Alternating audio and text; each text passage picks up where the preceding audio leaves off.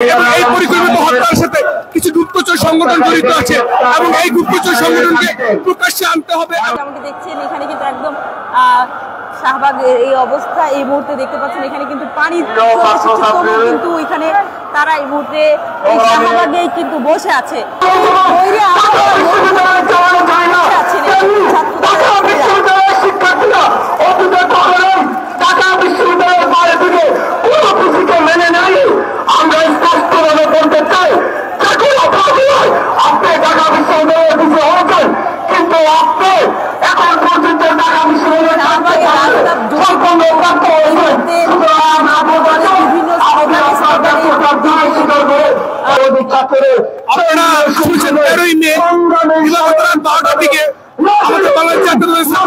সক্রিয় কর্মী এবং ঢাকা বিশ্ববিদ্যালয়ের সাহিত্য প্রকাশন বিষয়ক সম্পাদক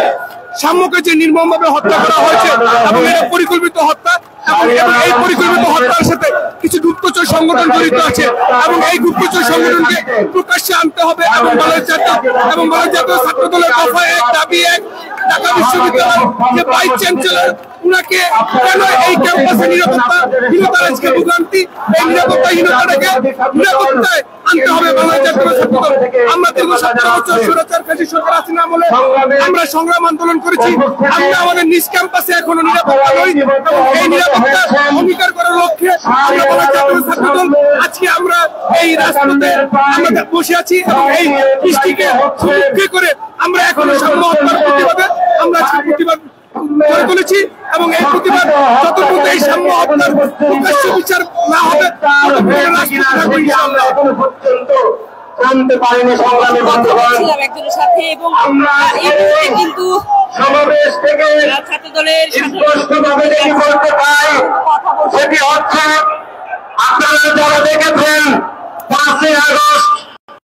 আগস্টের পরবর্তী সময়ে বাংলাদেশ জাতীয়তাবাদী ছাত্র দলের নেতা কর্মীদেরকে টার্গেট করে বাংলাদেশের বিভিন্ন প্রান্ত হত্যাকাণ্ডের শিকার হতে হচ্ছে। আপনারা দেখেছেন, আমরা শুরুতে দেখেছি বেসরকারি বিশ্ববিদ্যালয়ে বাংলাদেশ জাতীয়তাবাদী ছাত্র দলের একনিষ্ঠ কর্মী আমাদের ভাই পারভেজকে কিভাবে কুপিয়ে সন্ত্রাসীরা হত্যা করেছে আপনারা সবাই দেখেছেন। যেমনটি দেখছেন আসলে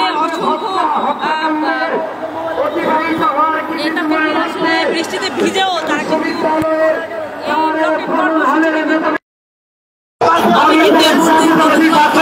প্রচন্ড ভাবে কিন্তু বৃষ্টি হচ্ছে, কেঁদে কেঁদে তারা কেউ পিছড়া হচ্ছে না, তারা এখানে বসে আছে শাহবাগের রাস্তায়। দেখছেন আসলে প্রত্যেকেই এখানে বসে আছেন বিভিন্ন স্লোগানে এখনো আজকে শাহবাগ শেষ পর্বতে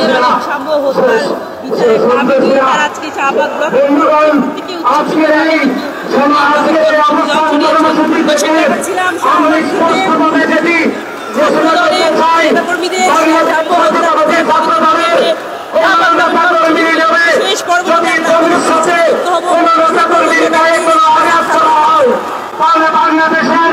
সাধারণ শিক্ষকদেরকে পাশে নিয়ে বাংলাদেশ জাতীয়তাবাদী ছাত্র দলের প্রতিটি নেতা কর্মী বাংলাদেশের প্রতিটি শিক্ষা আন্দোলনে আমরা আন্দোলন সংগ্রাম করে তুলব। সংগ্রামী বন্ধুগণ, আপনারা দেখেছেন শাহরিয়ার আলম স্বর্ণের হত্যাকাণ্ডের পরে আমরা দেখেছি এক শ্রেণীর বুদ্ধিজীবী